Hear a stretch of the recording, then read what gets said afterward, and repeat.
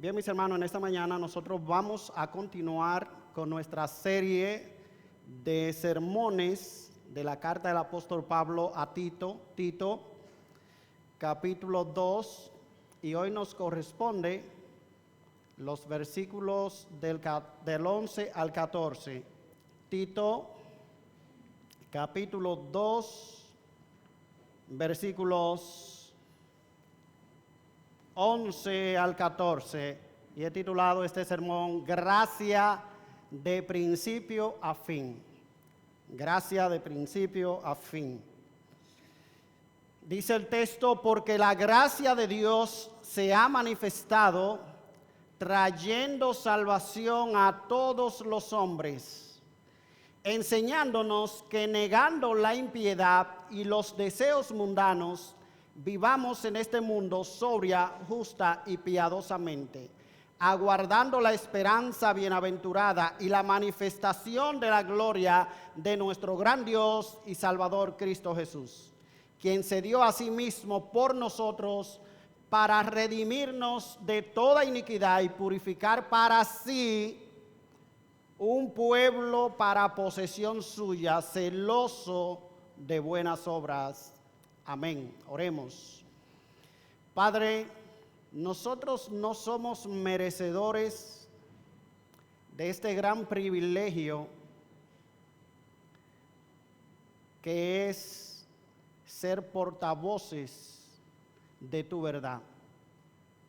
Es solo por tu gracia que podemos pararnos en este púlpito para proclamar las virtudes de aquel que nos ha llamado de las tinieblas a su luz admirable. Señor, es tu palabra y nosotros queremos que tú te glorifiques en esta mañana mientras tu palabra es proclamada. Te rogamos que tú obres en el corazón de cada uno de los presentes. Y te rogamos, Señor, que use como un vaso frágil, como un mero instrumento a tu siervo quien habla.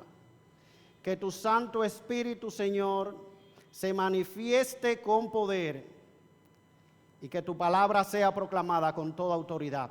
Por Cristo Jesús te lo pedimos. Amén y amén.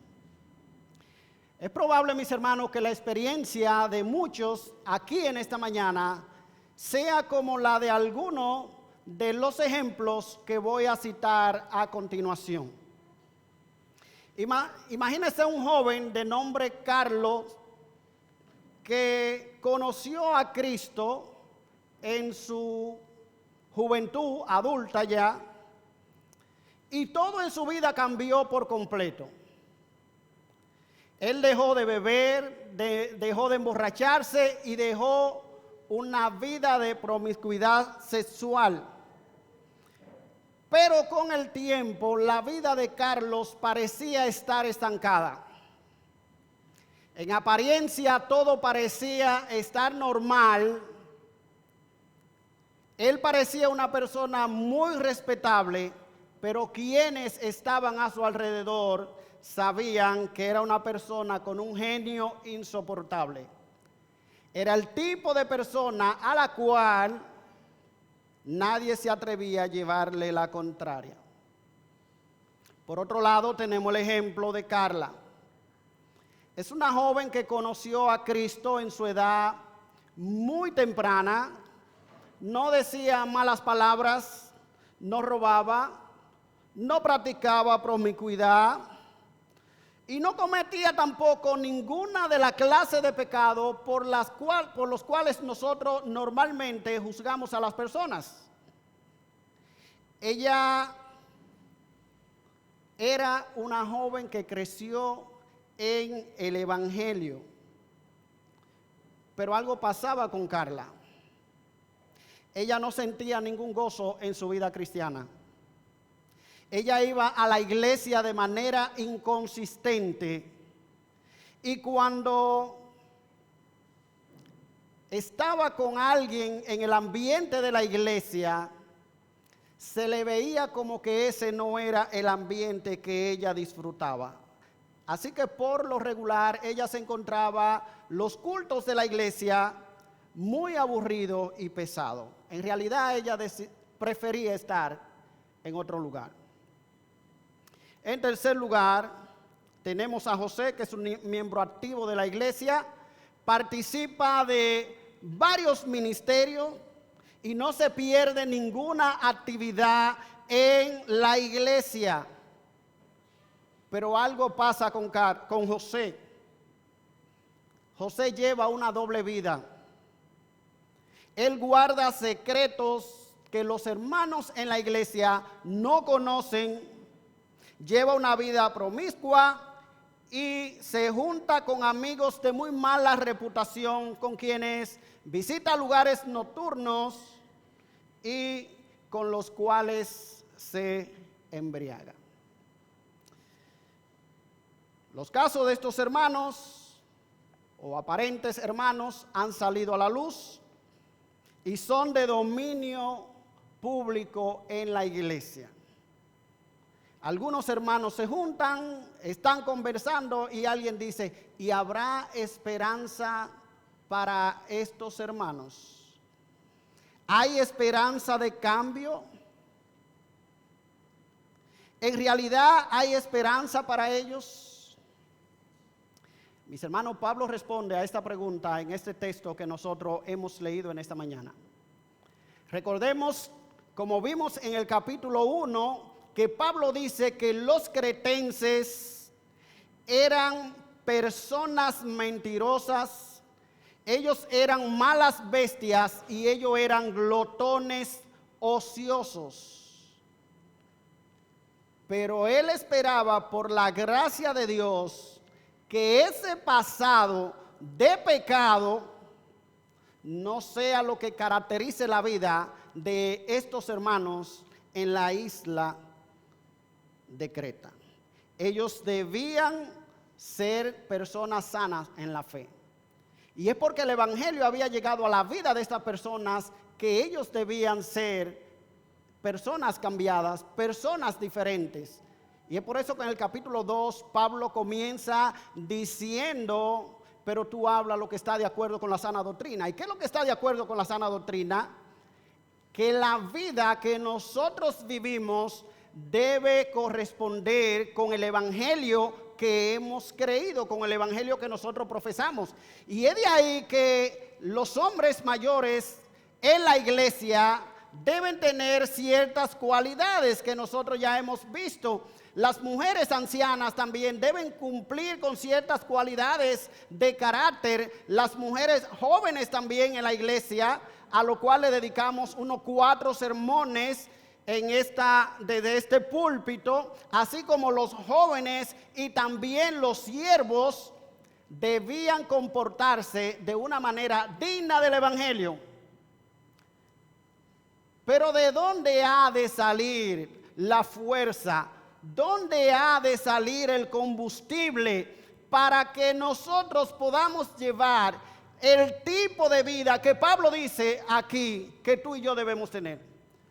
¿De dónde ha de salir la energía, la fuerza que ha de impulsarnos para que los hombres ancianos en la iglesia sean modelo de conducta que exhiban el carácter de Cristo, donde las mujeres ancianas de la iglesia sean ejemplo de piedad, donde tú como mujer joven sea una mujer sujeta a tu marido, una mujer amante de tus hijos, que tú seas una mujer cuidadosa de tu casa, que tú seas una mujer que en todo adorne la doctrina de Dios?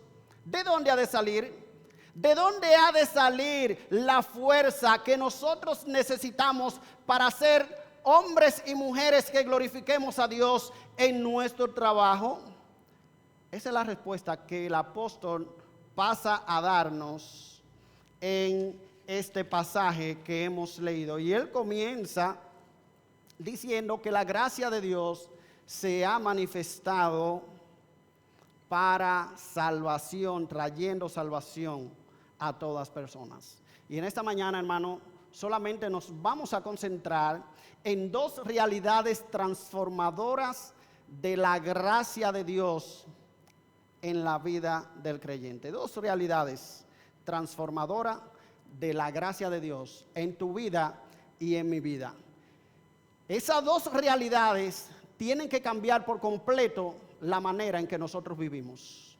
Así que vamos a concentrarnos en primer lugar, en la manifestación de la gracia de Dios que transforma nuestra vida, o la gracia de Dios que trae salvación, como usted lo quiera ver. La gracia de Dios que trae salvación. Versículo 11 dice, porque la gracia de Dios se ha manifestado trayendo salvación a todos los hombres. En este primer punto voy a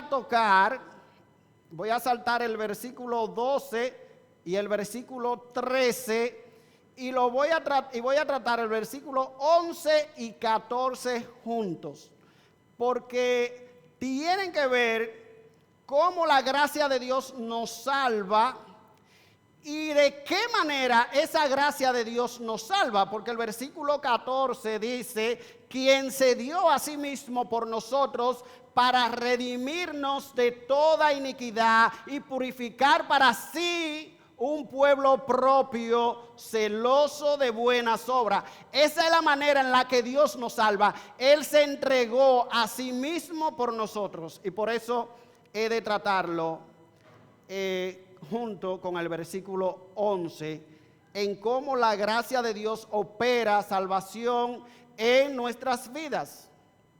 Dice Jerry Bridge en uno de sus libros, dice, algunas cosas de la naturaleza son un completo misterio. ¿Cómo puede un insecto que se arrastra por el piso volverse un insecto volador? ¿Cómo se puede transformar una criatura negra, peluda y bastante fea en un hermoso y fascinante animal con alas de colores vivos? ¿Cómo un insecto destructivo que tiene la capacidad de desnudar por completo a un árbol de sus hojas se puede convertir en una criatura delicada que se posa sobre el pétalo de una flor sin deformarlo? En resumen, ¿cómo puede una oruga convertirse en una mariposa? Dice, yo no entiendo el proceso, pero sé cuál es la palabra que lo define. Es metamorfosis. Esta palabra describe lo que sucede cuando una oruga hace girar su duro capullo sobre sí misma y algunos días después surge una mariposa. En el reino espiritual, muchas cosas también son un completo misterio, dice él. ¿Cómo puede alguien que es indiferente u hostil hacia Dios convertirse en un seguidor de Jesucristo profundamente comprometido? ¿Cómo una persona que es esclava de hábitos pecaminosos, destructivos, puede volverse una persona con dominio propio, amable y compasiva? ¿Cómo puede un fanático judío que se justificaba a sí mismo convertirse en el humilde apóstol Pablo?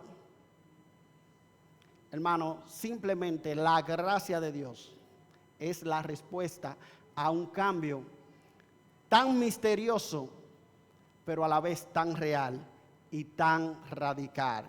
La gracia de Dios. Y aquí el apóstol nos dice que la gracia de Dios se ha manifestado en persona. Se ha manifestado en persona, porque la gracia de Dios se ha manifestado trayendo salvación. Miren, en el Antiguo Testamento hay muchas manifestaciones de la gracia de Dios. Dios manifestó su gracia sacando a su pueblo de Egipto. Dios manifestó su gracia salvándole y proveyéndole durante todo el camino que ellos anduvieron por el desierto. Dios manifestó su gracia a Abraham, Dios manifestó su gracia a los profetas y a su pueblo durante toda la dispensación del Antiguo Testamento. Dios manifestó su gracia. Pero aquí la palabra de Dios nos dice que la gracia de Dios se ha manifestado. La gracia de Dios ha hecho presencia entre nosotros. La gracia de Dios se ha encarnado.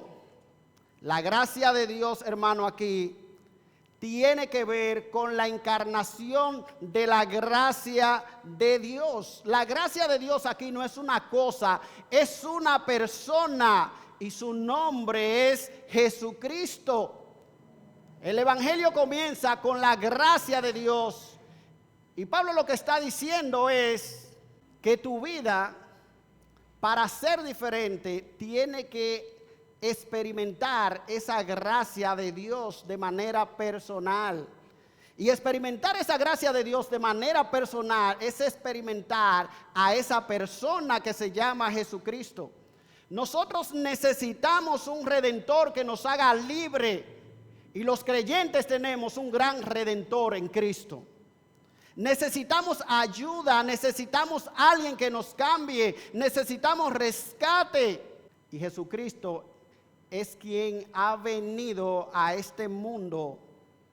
La gracia de Dios se ha manifestado trayendo salvación a todos los hombres. La manifestación de la gracia de Dios, mis hermanos, aquí tiene que ver con una manifestación de la gracia como una realidad histórica. Dios tomó forma de hombre.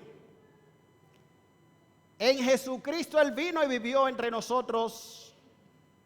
Vivió una vida perfecta. Él fue a la cruz. Él murió, Él fue sepultado y Él resucitó al tercer día. La gracia de Dios, mis hermanos, es más que un atributo de Dios. La gracia de Dios es una persona. Así que la gracia de Dios se ha manifestado en la persona de Cristo. Mira cómo lo describe el apóstol Juan en el capítulo 1 de su evangelio, cuando dice: y aquel verbo fue hecho carne y habitó entre nosotros, y vimos su gloria, gloria como del unigénito del Padre, lleno de gracia y de verdad. Cristo es la misma encarnación de la gracia de Dios. Mis hermanos, si nosotros queremos saber ¿por qué nos salvó Dios?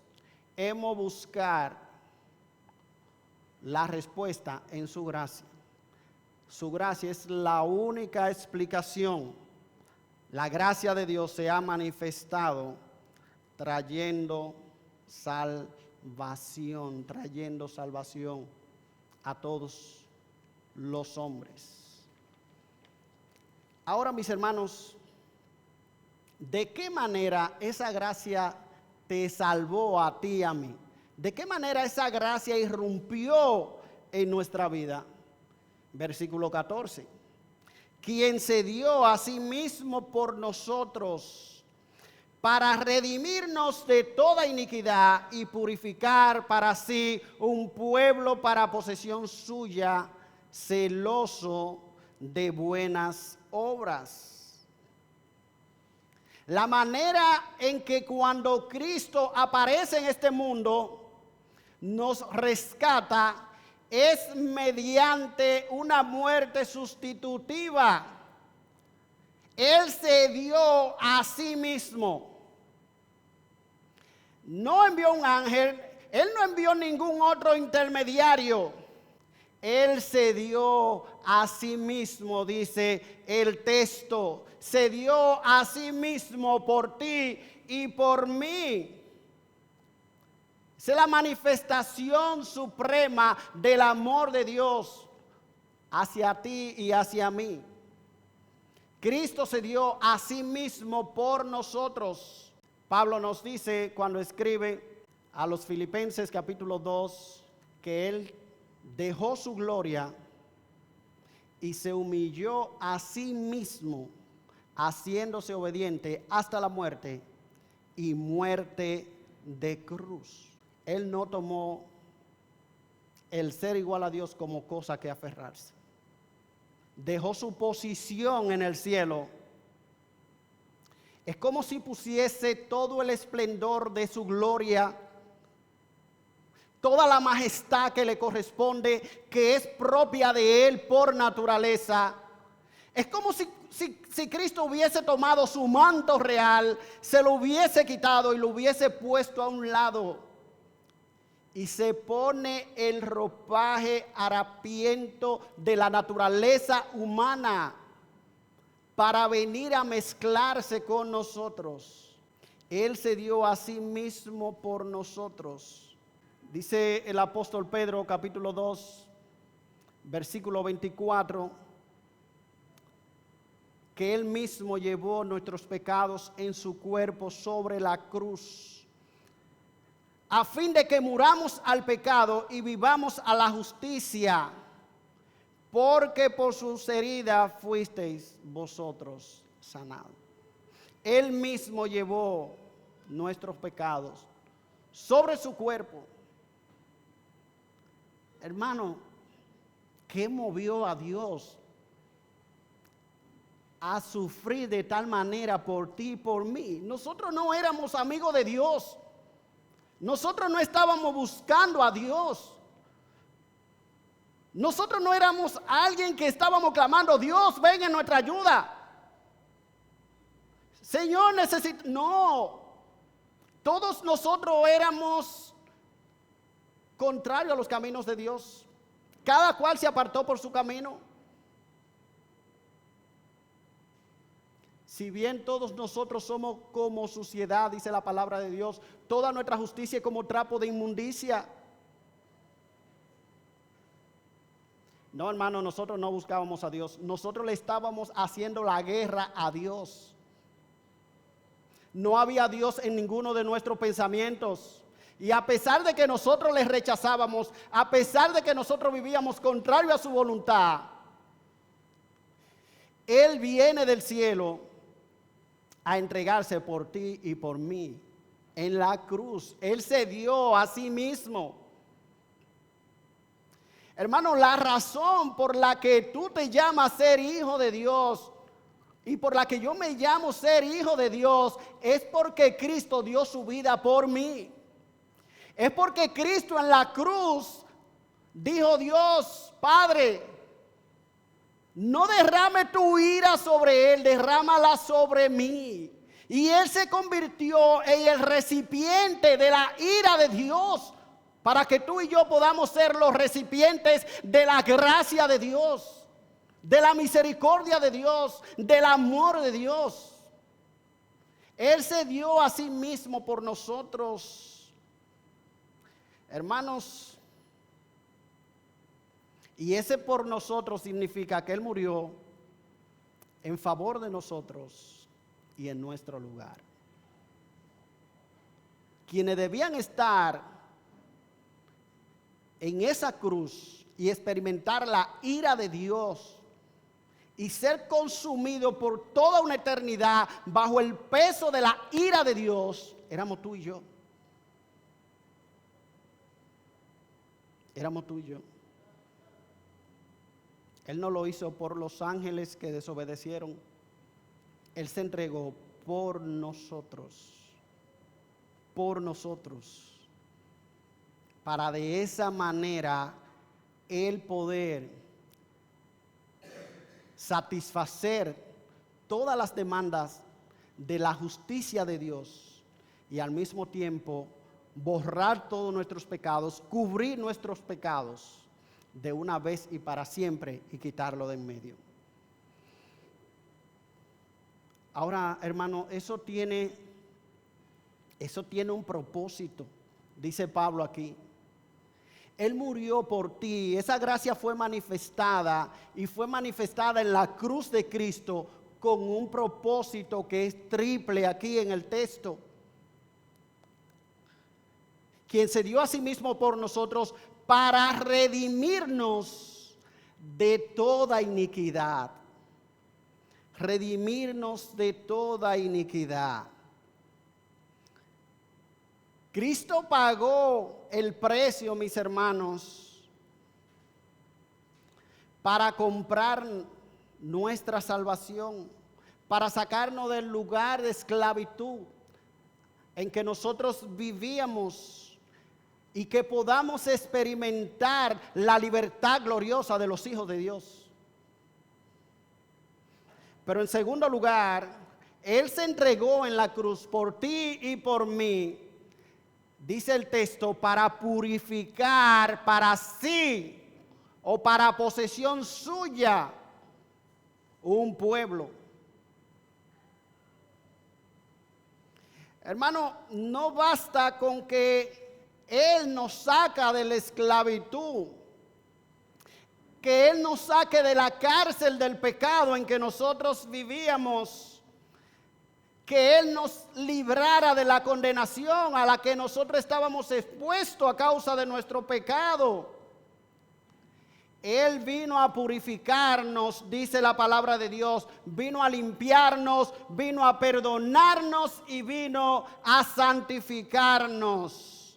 ¿Sabe para qué? Porque Él quiere un pueblo para su propiedad. Y eso significa que la muerte de Cristo por ti y por mí, ya nosotros no somos propiedad del diablo, no somos propiedad del pecado. Nosotros ahora somos propiedad de Dios, exclusiva de Dios. Él nos compró de esa vieja vida en la que nosotros estábamos entregados y nos ha colocado ahora en esta nueva vida. Ahora somos parte del pueblo que pertenece al Señor. Ahora somos posesión suya.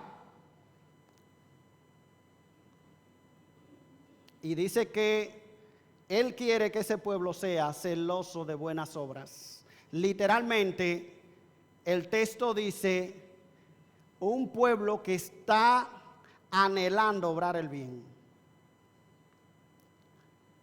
El pueblo que es posesión de Cristo, el pueblo que Él ha comprado para posesión suya, que antes estaba anhelando satisfacer los deseos pecaminosos, ahora es un pueblo que anhela hacer el bien. Es un pueblo celoso de buenas obras. Es un pueblo que vive buscando la oportunidad de hacer buenas obras. ¿Cómo yo puedo hacer buenas obras para mi Dios? ¿Cómo yo puedo predicarle a algún inconverso el evangelio? ¿Cómo yo puedo servir en la iglesia? ¿Cómo yo puedo exaltar el nombre de Dios a través de cualquier servicio? Yo quiero ser una persona celosa de buenas obras.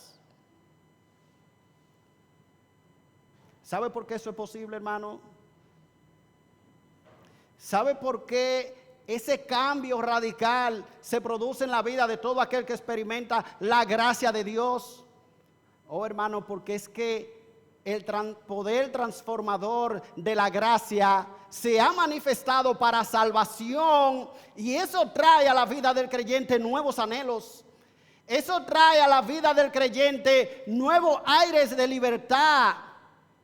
Ya él no está bajo la esclavitud del pecado, ahora él es un hijo de Dios. Y ahora él quiere agradar a Dios, ahora él quiere estar en la iglesia adorando a su Padre con sus hermanos, ahora él quiere servirle a Dios de alguna manera. La gracia de Dios se ha manifestado trayendo salvación a nuestras vidas.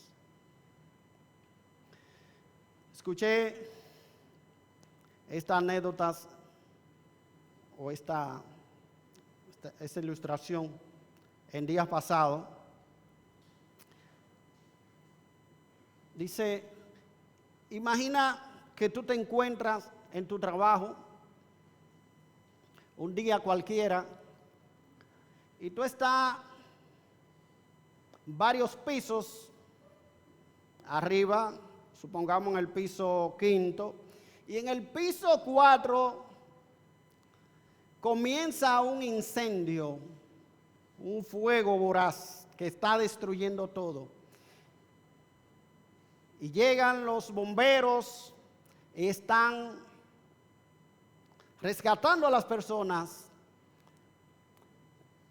y tú te encuentras en ese piso y hay algunas personas contigo, ya el humo comienza a penetrar el lugar donde tú estás y se siente ese caliente abrasador. Ya las personas se están desmayando a causa del humo y del fuerte calor. Y de repente aparece una persona y comienza a sacarlo y comienza a evacuarlo. En medio de la llama y del humo comienza a sacar a las personas y de último queda tú. Y esa persona entra, ya tú estás desmayado en el piso, tirado en el piso, te toma, te saca. Y cuando llegan a la parte de abajo, la persona que te rescató se desploma y cae. Cuando tú despiertas en el hospital, recuerda parte de la escena, el humo, el edificio en llama. Y cuando te preguntan, y cuando tú preguntas cómo lograste salir de allí, te dice que una persona te rescató. Y tú dices, bueno, yo lo quiero ver. Yo quiero saludarlo, yo quiero agradecerle. Y te dicen, no hay otro. Él murió. Era tú o él. Y Él escogió morir para que tú vivieras. Hermano, eso fue lo que Cristo hizo en la cruz. La dimensión del ejemplo es abismal. Nosotros no podemos nunca entender, nunca podremos entender lo que significó que una persona divina, la segunda persona de la Trinidad, se haya encarnado y cargara sobre sí el peso de todos nuestros pecados. El peso del pecado, no de sus amigos, sino de sus enemigos. Y que Él fuera a la cruz y fuera vituperado de la manera en que Cristo fue vituperado. Y Él en la cruz decidió morir para que tú y yo viviéramos. Él en la cruz se entregó a sí mismo por nosotros. ¿Cómo tú vivirías al pensar que alguien se entregó a sí mismo por ti? ¿No vivirías una vida de completa entrega, de completo servicio a la memoria de aquel que se entregó y murió por ti en tu lugar para que tú vivieras? Y eso es lo que Pablo quiere que nosotros entendamos. Que la gracia de Dios se ha manifestado, hermanos, para traernos salvación. Que con su muerte en la cruz, Él ha venido a redimirnos de toda iniquidad, a comprar un pueblo para su posesión, un pueblo que sea celoso de buenas obras. La gracia de Dios viene a hacer ese cambio en tu vida y en mi vida. La gracia de Dios llega a nuestra vida, hermano. Es como una luz que penetra la oscuridad de nuestro pecado y trae salvación. Trae salvación. Cambia nuestra vida, cambia nuestro deseo, cambia nuestra naturaleza, porque la naturaleza divina es implantada en nosotros. Y es por eso que si alguno está en Cristo, nueva criatura es. Las cosas viejas pasaron, he aquí todas son hechas nuevas. Todas son hechas nuevas. Ahora bien, mis hermanos, la gracia de Dios, dice Pablo, no solamente te salva. La gracia de Dios no solo se ha manifestado para salvación, sino que la gracia de Dios nos santifica. Y es por eso que yo titulé este sermón Gracia de principio a fin. Porque nosotros estamos acostumbrados a a pensar en la gracia de Dios como algo que nos salvó en un punto determinado de nuestra historia. No, mis hermanos, lo que la palabra de Dios está diciendo aquí es que esa gracia que nos salvó es una gracia de la que tú y yo necesitamos depender todos los días de nuestras vidas. Esa gracia en el tiempo presente está obrando. ¿Y cómo está obrando? Bueno, el texto dice que esa gracia nos está enseñando cómo nosotros debemos renunciar a la impiedad. Y al mismo tiempo esa gracia nos está enseñando cómo nosotros debemos vivir una vida que agrade a nuestro Dios. Así que la gracia de Dios, hermano, es una realidad que nos ha salvado en el pasado, pero que en el presente continúa salvándonos, santificándonos, formando la imagen de Cristo en tu vida y en mi vida. Y es por eso que la gracia de Dios, en segundo lugar, es una gracia que santifica. El texto dice que la gracia de Dios se ha manifestado trayendo salvación a todos los hombres, enseñándonos, eso en el tiempo presente, enseñándonos que negando la impiedad y los deseos mundanos. La palabra enseñándonos es la palabra en el idioma original pedagogo. Pero esa palabra tiene un significado que va más allá del concepto normal de impartir conocimiento. Era una palabra que se usaba originalmente en relación con la crianza de los niños y abarca tanto la instrucción como también la amonestación, la reprensión y el castigo. Es la misma palabra que usa Pablo en Efesios cuando dice que los padres debemos criar a nuestros hijos en la disciplina y amonestación del Señor. Así que la gracia de Dios, mis hermanos, nos enseña o más bien nos entrena. La gracia de Dios tiene el ministerio de capacitarnos, de instruirnos para que nosotros vivamos para Dios, vivamos para Dios. Así que la gracia de Dios, mis hermanos, es una gracia que nos enseña cómo nosotros tenemos que vivir para Dios. Cómo nosotros en el presente necesitamos crecer a la imagen de Cristo y en santidad. Y yo de entrada quiero hacer una aplicación aquí, mis hermanos. Las disciplinas espirituales deben ser fruto de la gracia. La razón por la que nosotros debemos tener nuestro devocional todos los días no es para que no nos vaya a pasar algo malo por ahí en la calle de manera supersticiosa. Ay, que yo no oré hoy. Cuidado si me chocan. Tengo un accidente en el camino. Cuidado si cae sobre mí alguna desgracia porque no leí la Biblia, porque no tuve mi devocional. No, mis hermanos.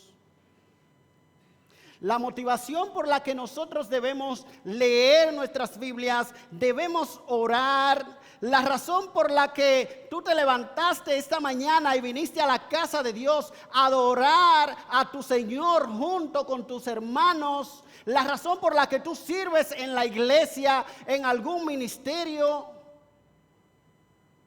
Hermano, tiene que ser fruto de la gracia. Tiene que ser fruto de la gracia, porque es la gracia de Dios la que opera en el creyente y va creando esos anhelos en el creyente de querer vivir para Dios, de querer agradar a su Señor. La gracia del Señor te enseña a vivir para el Señor que te ha salvado.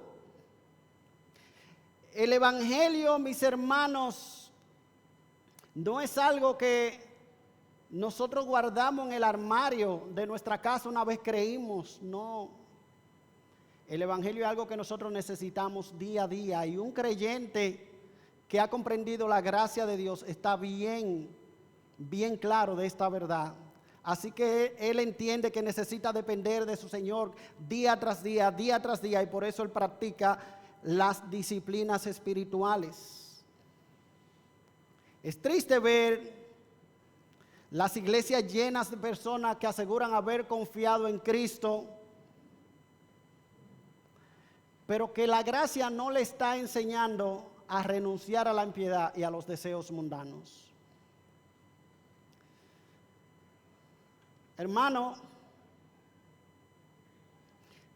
si esa es tu situación, si la gracia de Dios no te está enseñando a renunciar al pecado y a vivir para Dios, si tu vida no es diferente de los que no conocen a Cristo, de los que no creen en Cristo, entonces es bueno que tú te preguntes, ¿y realmente la gracia de Dios me habrá salvado? ¿Realmente esa gracia de Dios en la que yo digo creer habrá operado en mí? Si no hay algún cambio en tu vida significativo, es bueno que tú te preguntes también eso. Porque la gracia de Dios, hermano, obra en la persona. Y nosotros vemos aquí que esa gracia, como vimos ya en el primer punto, nos salva. Esa gracia salva. Pero esa gracia también enseña en el versículo 12, enseñándonos que renunciando a la impiedad. Pero esa gracia también nos prepara para la venida de Cristo. Versículo 13 dice, aguardando la esperanza bienaventurada y la manifestación de la gloria de nuestro gran Dios y Salvador Jesucristo. Y esa gracia purifica, como vimos también en el punto 1. Él se entregó a sí mismo por nosotros para redimirnos de toda iniquidad y purificar para sí un pueblo propio. El pueblo de Cristo es un pueblo purificado. Y todo eso es fruto de la gracia de Dios, hermano. De la gracia de Dios. Ahora bien, ¿qué es lo que nos enseña la gracia de Dios? Según el versículo 12, dice, enseñándonos que negando la impiedad, lo primero que la gracia de Dios nos enseña es que el pecado no se puede tomar a la ligera. Que la muerte de Cristo en la cruz es la mayor evidencia del repudio que Dios tiene hacia el pecado. Y si yo he sido objeto de esa gracia de Dios, entonces yo no puedo tomarme el pecado a la ligera. No puedo tomarme el pecado como si no fuera nada. La palabra de Dios dice que la gracia nos enseña a negar la impiedad, a renunciar, a decirle no. ¿Y qué es eso, hermano, de la impiedad? Nosotros decimos, es un impío, una persona que no se ha convertido, que no conoce a Cristo, decimos que es un impío. Hermano, la impiedad es lo contrario a la piedad. Bonita definición, ¿verdad? Es lo contrario a la impiedad. Es decir, una vida irreverente, carente de temor y amor hacia Dios. Eso es la impiedad. La impiedad es sinónimo de maldad, de deshonestidad, de crueldad. En palabras de Jerry Bridge, la impiedad es sencillamente pasar a Dios por alto. Así que la impiedad es vivir como si Dios no existiera. La impiedad es levantarte cada mañana como si Dios no existiera. No hay Dios en ninguno de sus pensamientos. Esa es una de las descripciones que Pablo hace en Romanos capítulo 3 del impío. Dice el necio en su corazón. ¿Qué cosa? Oh Señor, gracias. No, dice el necio en su corazón, no hay Dios. Él vive como si Dios no existiera.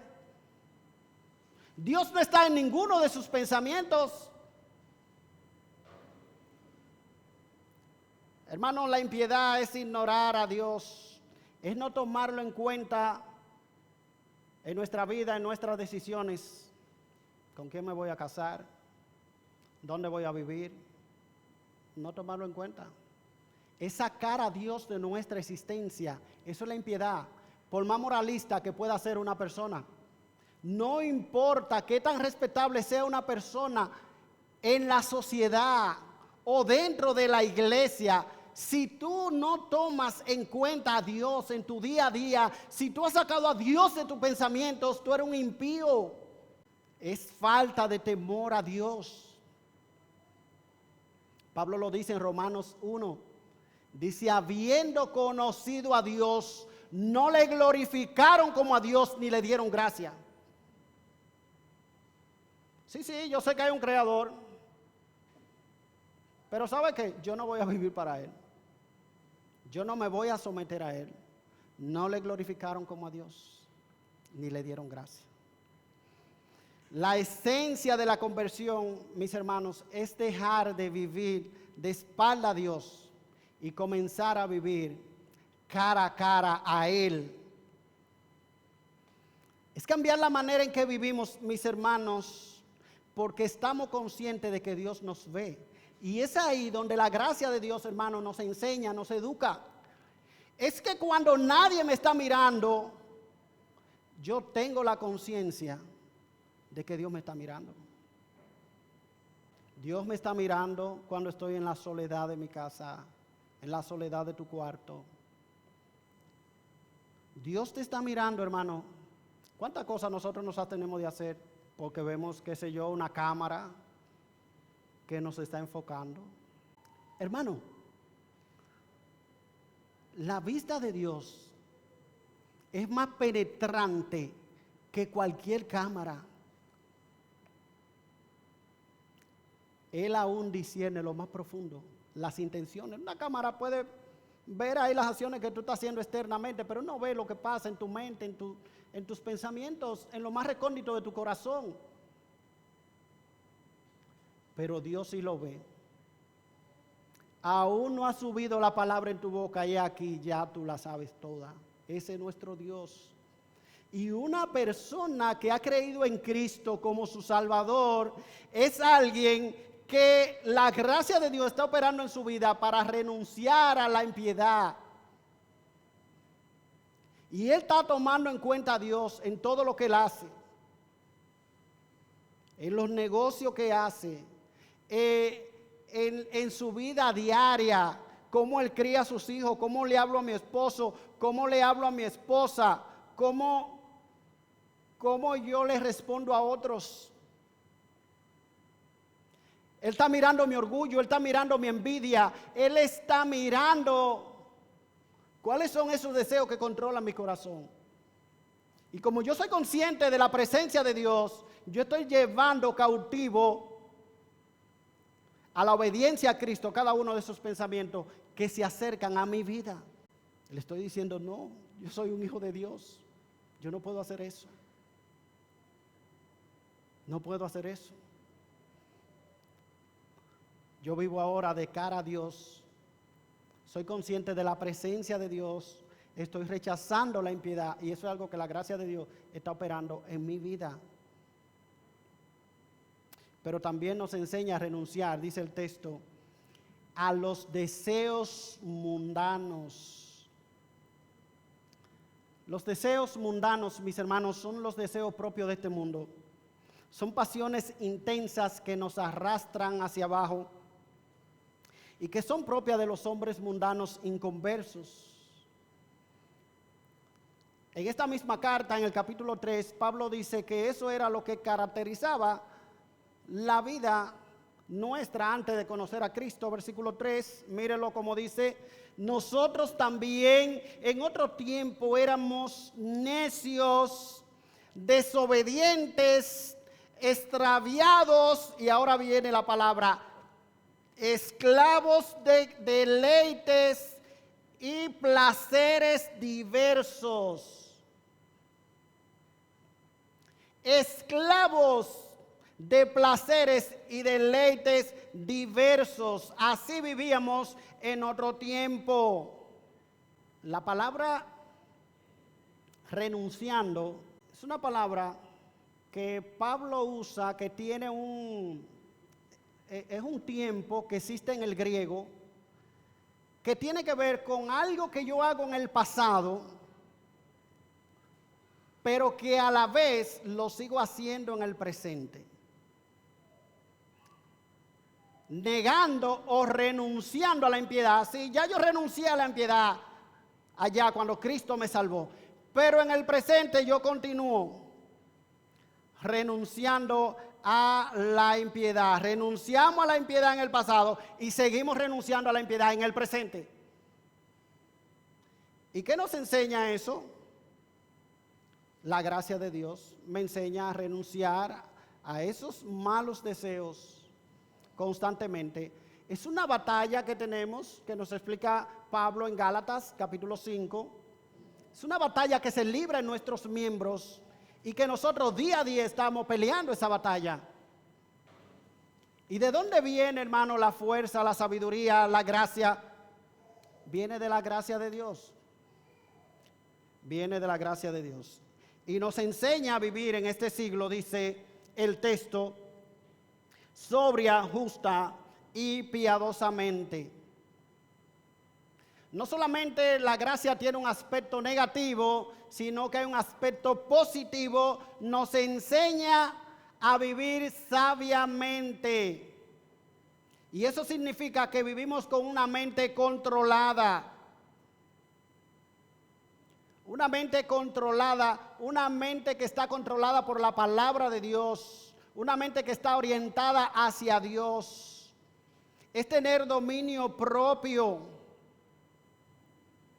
Nos enseña a vivir también con honestidad, justamente. Y eso tiene que ver con mi trato con las demás personas. Y piadosamente tiene que ver con la reverencia que yo le muestro a Dios. Así que la gracia es la que obra todo eso en la vida del creyente. Es la que obra todo eso en tu vida y en mi vida. Y también la gracia de Dios, versículo 13, nos enseña a esperar en la venida de nuestro Señor. Esperando o aguardando la esperanza bienaventurada y la manifestación de la gloria de nuestro gran Dios y Salvador, Cristo Jesús. Nosotros vivimos en este mundo, pero no somos de este mundo. Nosotros vivimos aguardando que nuestro Señor regrese. Muchos de ustedes saben que yo trabajé en una multinacional por unos 25 años. Y cuando anunciaban que el CEO venía a visitar, imagínense entre unas 300 operaciones en el mundo que tiene esa multinacional, cuando anunciaban que venía a la República Dominicana, eso era un calendario que se establecía y había todo un operativo. Hacíamos una transformación total de la planta, de la compañía.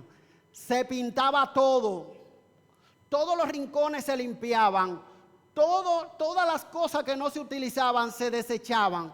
Y se trabajaba todos los fines de semana, a veces se amanecía limpiando y poniendo esa planta en condiciones, porque papá Smurfy venía para República Dominicana. Y cuando se iba acercando la fecha, eso era más tensión todavía. Y eso era llamada aquí, llamadera aquí.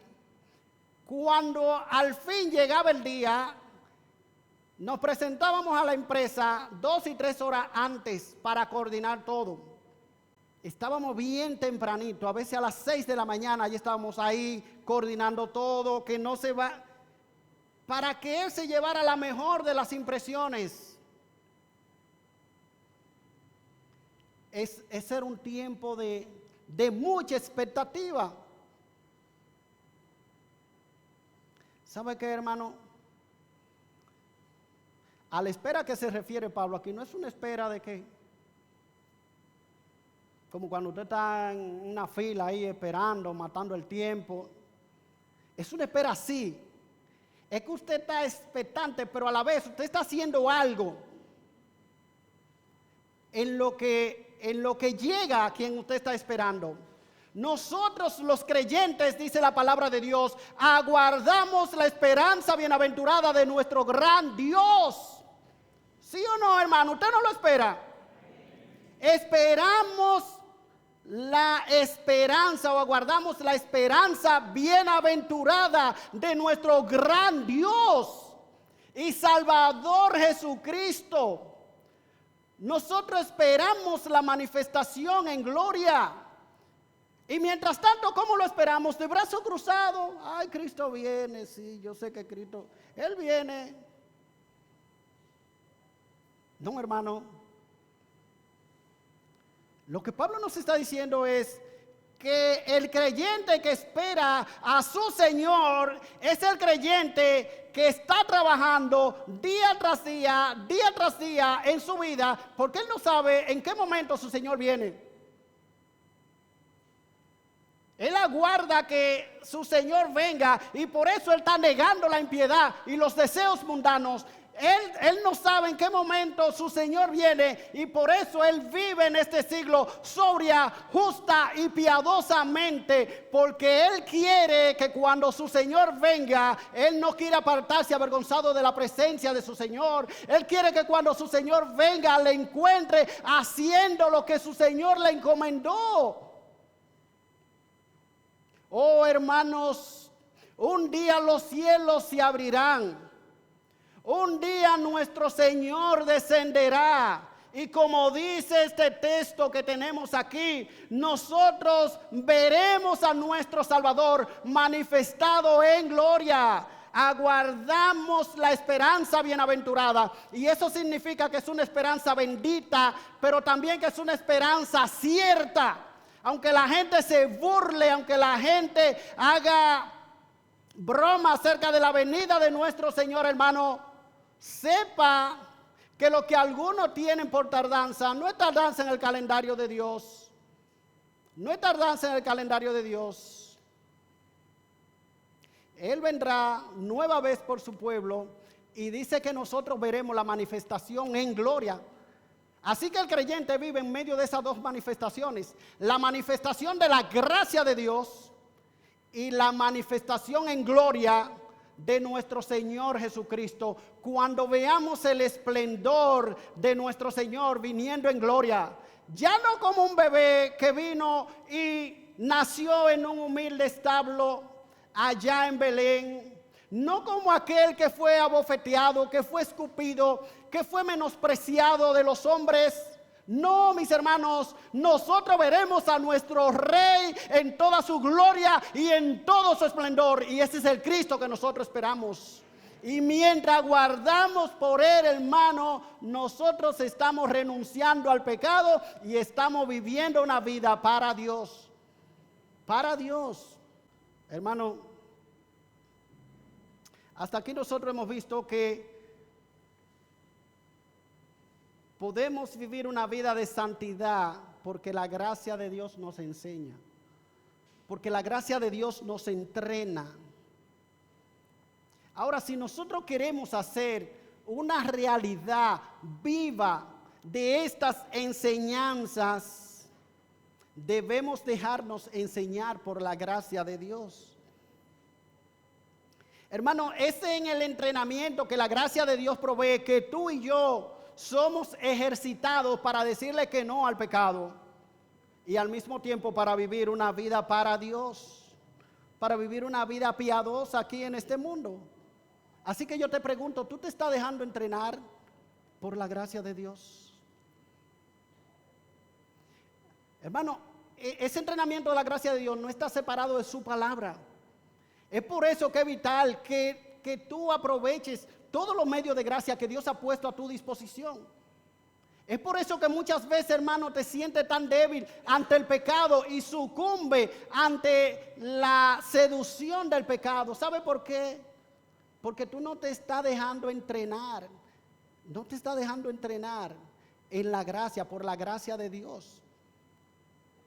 ¿Y sabe cómo te entrenas? Cuando tú vienes semana tras semana aquí a la iglesia a escuchar la palabra predicada. Cuando tú vienes aquí los miércoles a orar junto con tu iglesia. Cuando tú te levantas en la mañana y tú te arrodillas delante de tu Señor. Cuando tú lees las escrituras y tú te alimentas con la palabra de Dios. Hermano, son medios que Dios ha dejado para nosotros ser entrenados en la gracia. Es necesario que entiendas que a menos que tú estés inscrito en la escuela de la gracia, recibiendo sus enseñanzas, sus entrenamientos, los talleres, las capacitaciones que te provee la gracia, es de esa manera que tú podrás enfrentarte al pecado y vencerlo. Fuera de ahí, hermano, en tu propia fuerza, olvídate. No importa cuántas resoluciones tú hagas. No. Yo no vuelvo a ese lugar. No vuelvo a juntarme con esta persona. Yo no vuelvo a hacer tal o cual cosa. No importa, hermano, cuántas resoluciones tú hagas. Si tu corazón no ha sido cambiado, si tú no estás en la escuela de la gracia, aprendiendo, entrenándote, para decirle que no al pecado y sí a Dios, tú vas a ser un esclavo del pecado constantemente. Yo sé que algunos aquí estarán pensando, yo estoy de acuerdo con tu sermón, mi hermano. Yo estoy de acuerdo con lo que la Biblia plantea al respecto, pero ¿cómo puedo someter mi voluntad para que esto sea una realidad en mi vida? Hermano, yo comprendo y creo que todos aquí comprendemos por experiencia propia lo frustrante que es saber lo que nosotros deberíamos hacer y no hacerlo. Muchas veces la distancia entre el conocimiento y la ejecución es vergonzosa en muchos de nosotros. Pero quiero ponerte un ejemplo de la vida diaria que te puede ser de mucha ayuda. Tratemos por un momento de trasladarnos a la intimidad de tu habitación, un día cualquiera, a las 5:30 de la mañana o a las 6 de la mañana, cuando tu reloj despertador suena. Cuando el reloj suena, a las 5:30 de la mañana, tu mente y tu cuerpo saben inmediatamente lo que eso significa. Debes levantarte inmediatamente. Pero si tu cuerpo quiere seguir en la cama, tú tienes que tomar una decisión de la voluntad. Tú no puedes satisfacer al mismo tiempo a tu cuerpo y a tu mente. Tu voluntad solo tiene unos minutos para decidir. De lo contrario, tu cuerpo se sumergirá en el sueño probablemente por 1 hora más. ¿Qué es lo que determina, mi hermano, que tú sigas la dirección de la mente o las inclinaciones del cuerpo? Eso va a depender de tus motivaciones. Si tu trabajo es lo más importante, te sentirás fuertemente inclinado a dejar la cama. Si tu comodidad temporal es más atractiva que tu sueldo, entonces es posible que tenga la tendencia a ignorar el despertador. Si las cosas eternas, mis hermanos, son tu motivación, entonces como Moisés, tú rechazarás los deleites temporales del pecado y escogerá hacer la voluntad de Dios. O como Abraham, vivirá en este mundo como un peregrino que espera la ciudad que tiene fundamento, cuyo arquitecto y constructor es Dios. Si el Cristo que dio su vida por ti es tu prioridad y la principal motivación, entonces tú lo pondrás todo a sus pies y estarás dispuesto no solamente a vivir para Él, sino también a ser consumido para Él. Oh, mis hermanos, que Dios nos dé gracia, que Dios nos ayude a que nuestra vida sea un adorno de la gracia de Dios.